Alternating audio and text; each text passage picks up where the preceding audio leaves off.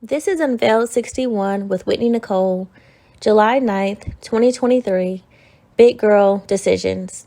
I can't remember exactly what I asked my 4-year-old to do for me, but do you know what he said? Now, mind you, I do stuff for this small person all the time, but he had the nerve to look at me and say, "No, mommy, you can do it. You're a big girl." I guess he's getting back at me for how frequently I tell him he can do it because he's a big boy. And you know what? We're both right. People say that the enemy often attacks us when we're in infant stage. Why? He's hoping that he can thwart the identity and purpose God placed in us since the womb. If he can delay us, scare us, wound us, even kill us, he fully intends to. When I look back at my younger self, I see a girl who was so much more fearless than I've been in so long. If there was a challenge to do this or that among my brothers and cousins, I'd go first. If there was an injustice, at least in our young eyes, it was grievous. I would be the one to speak up for those who were too timid. I remember one such time we were on a collegiate service trip, and no one was having a great time. We were displeased with our chaperones and soaking with complaint. Finally, I said, let's bring these things to the table to see if anything can change. Everyone was on board. As we sat around in a circle, despondency settled in the air. We were getting ready to wrap up the group time and retreat to our pouting again, but then I spoke up. I shared the group's consensus about what we thought and wanted. One of the leaders, notably irritated with my comments, then asked, "Does anyone else feel this way?" Crickets. A smug smile came across her face as she made some remarks about my attitude and that no one agreed with what I had said. The posse that was all aboard in the back room had left me hanging. But do you know what? I was proud that at least I had spoken what was true, even if no one rallied behind or with me. Over time, through spiritual attacks, relational rejection, and group ostracism and otherness, I began to lose that fearlessness to speak and do. I became daunted and questioned my ability and value continuously. One of the hazards of relational brokenness is that you can start to doubt your judgment about everything. If I walked into this and chose this and made that decision and it's landed me in this landmine with my life blown up, how can I really trust other decisions I make? Or if I've been belittled and rarely encouraged in who I am and what I do, then what good or purpose is there in me showing up and doing anything at all? These are the questions that become the broken soundtracks in our minds. So, how do you get back to, or maybe for the first time, start to make the big girl or boy decisions you need to without waiting for someone to cheer you on or stand beside you as you do it? Well, I don't think you can. Not until you've at least had someone cheering you on and standing beside you as you take small steps until you're finally emboldened enough to take the next step without them. Now, I will say there are some people who come out the womb with tenacity, fearlessness, and grit tattooed on their chests.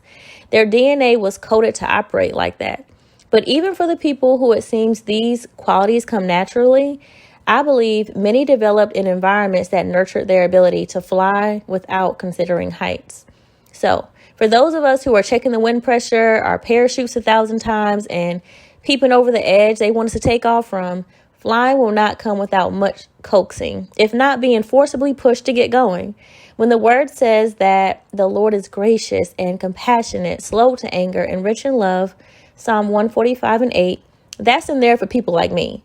Because I know the Lord has been trying to move my feet for so long, but just like a stubborn horse, I wasn't budging.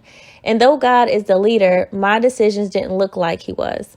I'm incredibly grateful that those words describe the character of God, because I needed him to be gracious and compassionate, slow to anger, and rich in love towards me.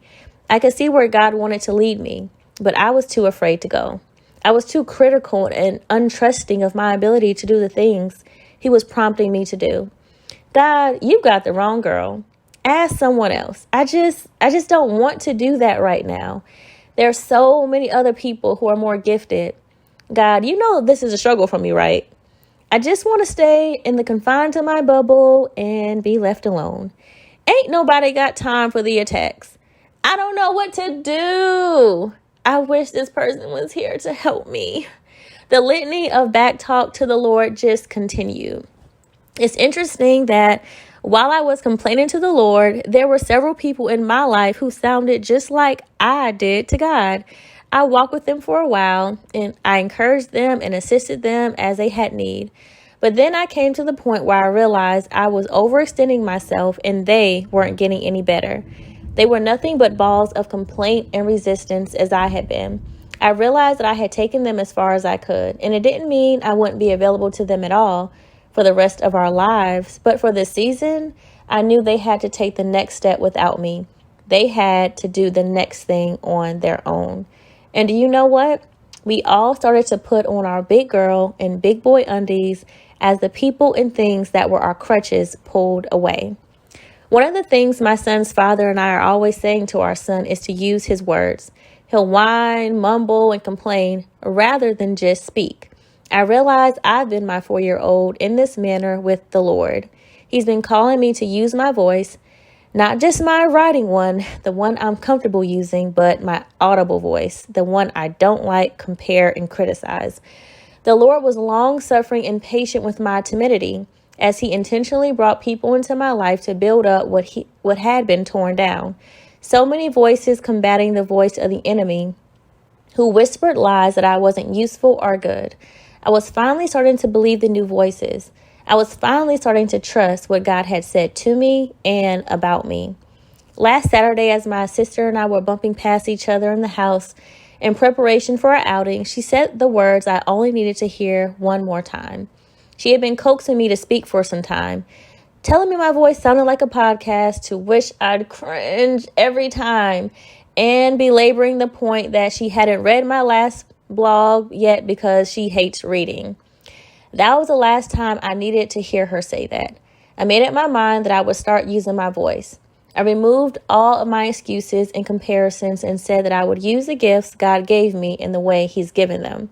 I kept rejecting the idea of a podcast because I'm not a talker, not even a good orator, but I can write and I can read what I wrote. That would help a few people who only get part of the context of what I share because they hate to read too. And I could be obedient and finally use my words. So that evening after we returned, no matter what, I decided that my very next blog would be audible too. I don't have the time to recount the opposition I walked into that night when we got home. And despite it, I stayed up until almost 5 a.m. until all the pieces had been completed. I thought it was fitting that we had gone to see The Little Mermaid. And just like Ariel, I had gotten my voice back. That's not the only big girl decision I've been making as of late. I recounted in another blog how I'm seeking to build wealth for my son from the ground up, right where I am with what I have. I finally reached out to a few people to do interviews for a book I'm still in the process of writing. One more interview to go.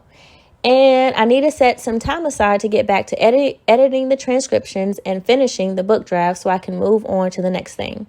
Another decision I need to make right now is buying another laptop. I have been poring over information online, talking to the techs at Best Buy, and reviewing posts online. This is a time I really wish I had a friend to help me make the decision, but I know I have to make it without them, so I will. I need this tool to keep going. I need to keep going. I'm a big girl now. What big girl or big boy decision do you need to make you've been dragging your feet about? What's holding you back? Don't look at the big picture. Just take the next step, even if it's a small one, because one day you're going to make it to that ledge and leap.